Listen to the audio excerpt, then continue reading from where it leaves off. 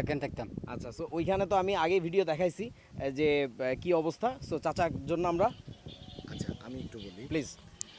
চাচার রুমটায় আমি চাচার রুমের ভিতরে গিয়েছি, এতটাই অবস্থা খারাপ। এই ভিডিওতে আপনারা দেখছেন, আমি একটা ভিডিও করেছি চাচার রুমে। তখনই আমার মনে একটা চিন্তা আসছে যে এই মানুষগুলোকে শুধু খাবার বা হচ্ছে শুকনা খাবার বা রান্না করে খাওয়াইলেই হবে না, তাদেরকে আমাদের সামর্থ্য অনুযায়ী কিছু আর্থিক সহায়তা করা দরকার।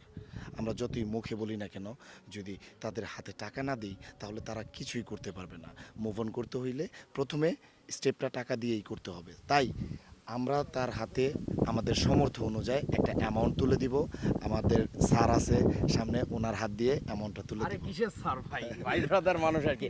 আচ্ছা, সো আমরা মোটামুটি আগেই কথা বলে রেখেছিলাম যে আমাদের সামর্থ্য অনুযায়ী দিব চাচাদের জন্য, যেটা আমাদের সামর্থ্য কুলায় আর কি, সহজ কথা ভাই।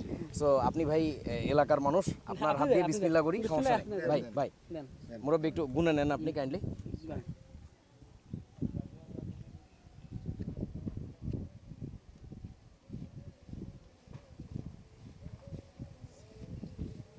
অসংখ্য ধন্যবাদ। সো এটা আপনি আপনার রুমটাকে একটু চেষ্টা করবেন, আপনার এই যে পরিবার নিয়ে থাকার মতো থাকার যতটুকু জায়গাটা পারা যায়। যতটুকু পারেন, আমরা যতটুকু পারছি আপনাকে আমাদের জন্য আরো দিয়েছি। দোয়া করবেন, আমাদের দোয়া দেশ করবেন বিদেশে আমরা যেন আরো মানুষকে দিতে অনেক পারি। বাচ্চারা, অনেক বাচ্চা স্টুডেন্টরা পর্যন্ত টাকা দিয়েছে আমাদেরকে, তাদের টিফিনের টাকা থেকে। তারপর দেশের বাইরে অনেক কষ্ট করে সেসব ভাইয়ারা টাকা দিয়েছে। হ্যাঁ, সো তাদের সবার জন্য দোয়া করবেন কাইন্ডলি। ঠিক আছে, আসসালামু আলাইকুম।